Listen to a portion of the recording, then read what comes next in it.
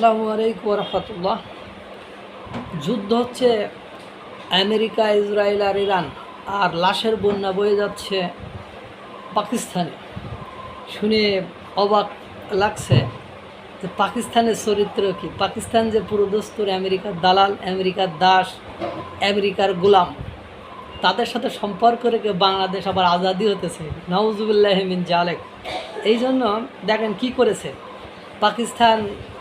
খামিনির মারা যাওয়ার পরে পাকিস্তানের শিয়ারা একটু বিক্ষোভ করা সহ নানান তাল কাহিনী ঘটিয়েছে। আর পাকিস্তানে আমেরিকান বাহিনী, পাকিস্তান সৈন্যদের এখানে পাক সেনা না বলে আমেরিকান বাহিনী বলা যেতে পারে, তারা কি করেছে একটু দেখেন, পুরোটা একটু শোনায় আপনাদেরকে। পাকিস্তানের বন্দর নগরী মানে লাশের বন্যা বয়ে গেছে পুরো পাকিস্তানে। সব বিস্তারিত শেষ পর্যন্ত শুনলে আপনারা বুঝতে পারবেন। পাকিস্তানের বন্দর নগরী করাচিতে অবস্থিত যুক্তরাষ্ট্রের কনসুলেটরের সামনে সহিংস বিক্ষোভ ও হামলার সময় বিক্ষোভকারীদের লক্ষ্য করে মার্কিন মেরিন সদস্যরা গুলি চালিয়েছেন বলে জানিয়েছে বার্তা সংস্থা রয়টার্স। দুই মার্কিন কর্মকর্তার বরাতে প্রকাশিত প্রতিবেদনে বলা হয়, কনসুলেট কম্পাউন্ডারের বাইরের দেয়াল ভেঙে ভেতরে ঢোকার চেষ্টা হলে এই গুলিবর্ষণের ঘটনা ঘটে। এরপরে দেখেন যে তবে মেরিন সদস্যদের ছোড়া গুলিতে কেউ নিহত বা আহত হয়েছে কিনা তা এখনও স্পষ্ট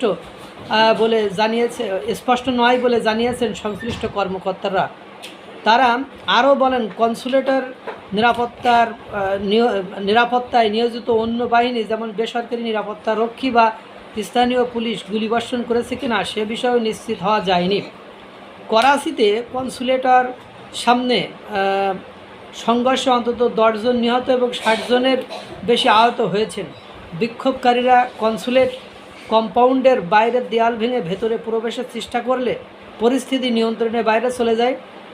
সিদ্ধ প্রাদেশিক সরকারের মুখপাত্র সুখদেব আশার দাস হেমনানি বলেন, নিরাপত্তা বাহিনীর সদস্যরা গুলি চালিয়েছিল, তবে কোন বাহিনী গুলি চালিয়েছিল তা নির্দিষ্ট করেননি।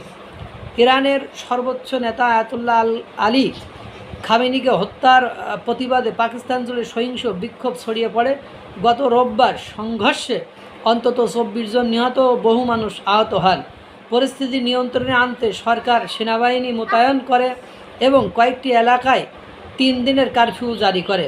উত্তরাঞ্চলের গিলগিত বালতিস্তান অঞ্চলের গিলগিত, এসকারদু ও শিগার জেলায় কারফিউ জারি করা হয়েছে।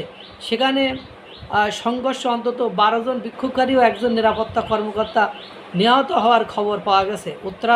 উদ্ধারকর্মীদের বরাতে জানানো হয়, গিলগিতে 7 জন এবং এসকারদুতে 6 জন নিহত হয়েছে। এদিকে রাজধানী ইসলামাবাদে যুক্তরাষ্ট্র দূতাবাসের দিকে যাওয়ার পথে আরও 2 বিক্ষোভকারী নিহত হন। পরিস্থিতি অবনতি হওয়ায় যুক্তরাষ্ট্র দূতাবাস ও বিভিন্ন কনসুলেটার নিরাপত্তা জোরদার করেছেন কর্তৃপক্ষ। দেশ জুড়ে উত্তেজনা বিরাজ করায় আইনশৃঙ্খলা বাহিনী উচ্চ সতর্কতায় রয়েছেন। ঘটনার তদন্ত চলছে এবং হতাহতের সুনির্দিষ্ট কারণ ও দায় নির্ধারণের সংশ্লিষ্ট কর্তৃপক্ষ কাজ করেছে। চিন্তা করেন যে আমি এর আগের একটা ভিডিওতে বলছিলাম যে আমেরিকা কি করছে না করছে, পুরো রোডম্যাপ তৈরি করছে পাক সেনারা। পুরো মানে খেলাটাই খেলছে পাকিস্তানি সেনারা। এবং পাকিস্তানের সরকার যে গোলাম বা পাকিস্তানের মানুষকে যে দাসে পরিণত করেছে, আমেরিকার আওয়াজ ছাড়া পাকিস্তানেরা 2 পা নড়ার বিন্দু পরিমাণ যে ক্ষমতা নেই।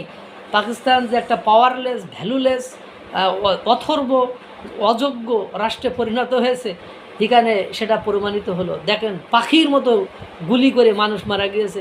ইরান যে সৌদি, কাতার, বাহরাইন, সংযুক্ত আরব আমিরাত, যুক্তরাজ্য, সাইপ্রাস, সিরিয়া, জর্ডান এত জায়গায় আক্রমণ করলো, তো এখনও মনে হয় এতগুলো মানে হত্যার সংবাদ পাওয়া যায়নি। 24, 12, 7, 10 মানে প্রায় 150, মানে 100-র মতো মানুষকে উইকেট ফেলে দিয়েছে আপনার পাকিস্তান।